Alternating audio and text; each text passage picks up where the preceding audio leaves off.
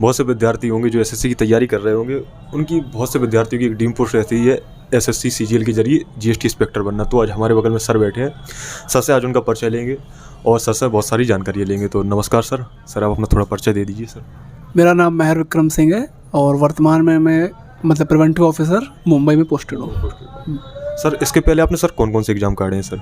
मैंने 2017 का CHSL के थ्रू पोस्टल असिस्टेंट की जॉब लगी थी और दूसरा मेरा था 2018 CGL से PO उसकी पोस्ट लगी थी ऑडिटर की CGD डिपार्टमेंट में। थर्ड पोस्ट मुझे लगी थी GST इंस्पेक्टर 2019 CGL से, जो कि मुझे चेन्नई अलॉट हुआ था। और चौथा मेरा ये है CGL 2020 से, इसमें PO मुंबई मुझे अलॉट हुआ है और मैं अभी वहाँ पे वर्किंग हूँ।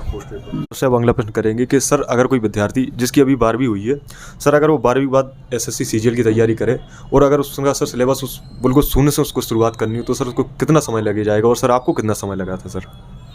देखो 12th के बाद तो मैं नहीं करूँगा सजेस्ट, कहूँगा कि थोड़ा थोड़ा पढ़ते रहो। अगर इच्छा यही करने की है 1-2 घंटे रोज़ पढ़ते रहो, पर मेन तैयारी करो ग्रेजुएशन के बाद, क्योंकि 6 से 8 महीने लगते हैं सिलेबस कंप्लीट होने में। उसके बाद मॉक टेस्ट दो, तो मॉक टेस्ट देते रहो, अपना स्कोर करो कितना प्रीवियस में कितनी कट ऑफ गई है, उतना मॉक में आ रहा है कि नहीं आ रहा, ये सब एनालाइज करो। तो 6 से 8 महीने की प्रिपरेशन मस्ट उतनी ज़्यादा मोर देन सफिशिएंट उतनी प्रिपरेशन। और फिर अपना हर एक का लेवल है, अगर किसी चीज़ में वीक हो थोड़ा ज़्यादा टाइम दे दो, किसी की मैथ्स वीक है, इंग्लिश वीक है, तो टाइम तो ज़्यादा, इससे ज़्यादा की नीड नहीं है एग्ज़ाम में। सर आपका सर एक कौन सा प्रयास था सर? मेरा तो यार मल्टीपल प्रयास है ना मेरे तो काफ़ी बार, क्योंकि 18 भी दिया मैंने, वहाँ पे पोस्ट ली, 19 में भी पोस्ट ली, 20 में भी ली थी, तो चौथा मान लो ये चौथा। सर हर बार सर एग्जाम सर क्लियर किया? लेकिन हर बार क्लियर किया। सर से आप जानेंगे कि सर को कितने क्या सैलरी मिलती है जब आप जीएसटी इंस्पेक्टर के तौर पे आप ज्वाइन करते हैं, तो आपकी बेसिक पे क्या रहती है, और सर से पूछेंगे कौन कौन से आपको अलाउंस मिलते हैं। तो सर कृपया करके बताइए सर। देखो जैसे मैं अभी PO हूँ तो लेवल 7 की पोस्ट है, ग्रेड पे 7 है। जो बेसिक है वो होता है 44,900 रुपीज़। तो उस पर जो हर गवर्नमेंट जो जॉब में मिलता है तो उस पर DA मिलेगा जो कि वर्तमान में 46% है।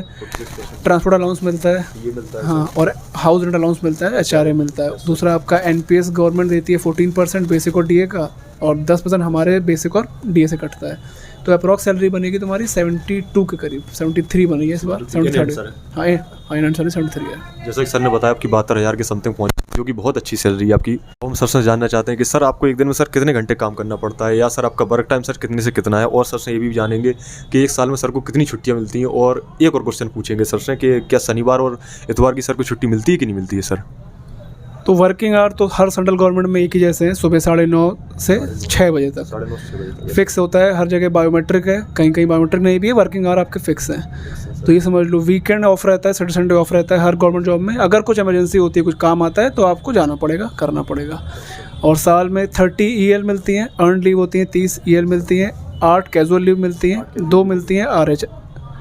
वैसे हॉलीडेज़ हैं जो रेस्ट्रिक्टेड हॉलीडेज़ होते हैं, तो वो 2 RH मिलती है। साथ ही 20 HPL मिलती है, हाफ पे लीव है, तो हाफ पे लीव पे आधी सैलरी है और 20 HPL है। बस यही छुट्टियाँ मेजर हैं जो है। और सर सैटरडे संडे सर वो ऑफ रहता है, सेंट्रल गवर्नमेंट में ऑफ है। अगर कुछ काम होता है तो बुलाया जाएगा, तो आपको जाना पड़ेगा, नहीं तो ऑफ रहता है, यूजुअली ऑफ रहता है। और सर से एक बात और जानना चाहते हैं, आपका सर अधिकतम सर किस पद तक सर प्रमोशन हो सकता है, और सर क्या कोई डिपार्टमेंटल एग्जाम होता है कि नहीं होता, और होता है तो आप कितने साल बाद एलिजिबल हो जाते हैं कि आप उसको दे सकें सर? कृपया करके सर बताइए। देखो डिपार्टमेंटल एग्ज़ाम तो होता है, उसके बिना प्रिवेंटिव ऑफिसर का प्रोमोशन कंप्लीट नहीं होता, वो तो तुम्हें देना ही देना है। उसके बाद एलिजिबिलिटी जो है, अगला जो हमारा प्रमोशन है वो होता है सुपरिटेंडेंट का।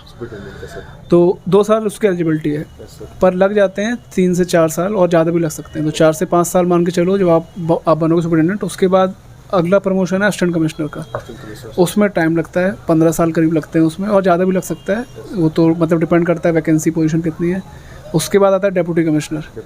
तो मैक्सिमम जो हम लोग के ग्रेड पे लग रहे हैं, तो वो डेप्यूटी कमिश्नर तक ही पहुंच सकते हैं। वो भी मैक्सिमम बोल दिया मैंने, ज़्यादातर असिस्टेंट कमिश्नर पे हो जाते हैं रिटायर। बहुत ही यंग एज है कोई लड़का है तो बात अलग है, पहुंच जाए, नहीं तो मुश्किल है वहाँ तक पहुँचना। AC आप मान के चलो, AC तक पहुँच जाओगे। इसकी ट्रांसफ़र प्रोसेस क्या है सर? जैसे आप सर अभी मुंबई जोन में हो सर पोस्टेड, अगर आप सर लखनऊ जोन में सर आना चाहो तो कि सर आप आ सकते हो कि नहीं आ सकते हो सर?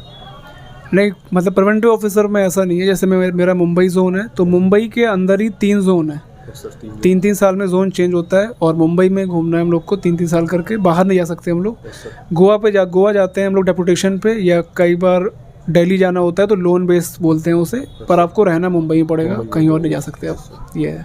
और सर एक और प्रश्न सर आपसे पूछना चाहते हैं कि सर आपको फैमिली को सर कौन कौन सी सुविधाएं मिलती हैं सर, वो सैलरी के अलावा सर, जैसे मेडिकल और भी सर आप सर बताना चाहें सर। नहीं, फैमिली को ऐसा तो कुछ नहीं है, केवल मेडिकल वाली सुविधा मिलती है, क्योंकि वाइफ जो होती है डिपेंडेंट होती है, पेरेंट्स होते हैं डिपेंडेंट, बच्चे होते हैं, तो बस वही सुविधा है। बाकी जो दिवाली बोनस वगैरह है वो सब चीज़ें हैं, बाकी ऐसे कोई अलग से सुविधा नहीं है इसमें। और सर आपके बच्चों को सर स्टडी के लिए कुछ सर मिलता है सर?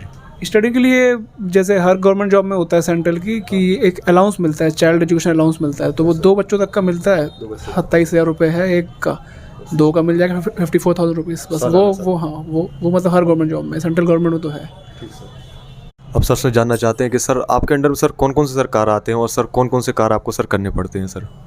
ये कि किसी भी जॉब में, जैसे मेरी जॉब में क्या है कि एडमिनिस्ट्रेटिव वर्क भी करना पड़ता है, फील्ड जॉब भी करनी पड़ती है। तो बेसिकली प्रिवेंटिव का काम क्या है, जैसे नाम में ही है प्रिवेंट करना। तो कुछ स्मगल हो रहा है तो उसको आइडेंटिफाई करो, उसको रोको। टैक्स किसी ने पे किया है, सही से नहीं किया, इंपोर्ट एक्सपोर्ट कुछ चीज़ हो रही है तो सही से डिक्लेयर किया है किसी आइटम को, वो चीज़ चेक करनी होती है। और दोनों तरह के काम होते हैं, एडमिन वर्क भी है, फील्ड वर्क भी है। एयरपोर्ट वगैरह पर ड्यूटी लगती है हम लोगों की, तो वहाँ देखना पड़ता है कोई स्मगलिंग तो नहीं कर रहा है, वो सब चीज़ आइडेंटिफाई करो।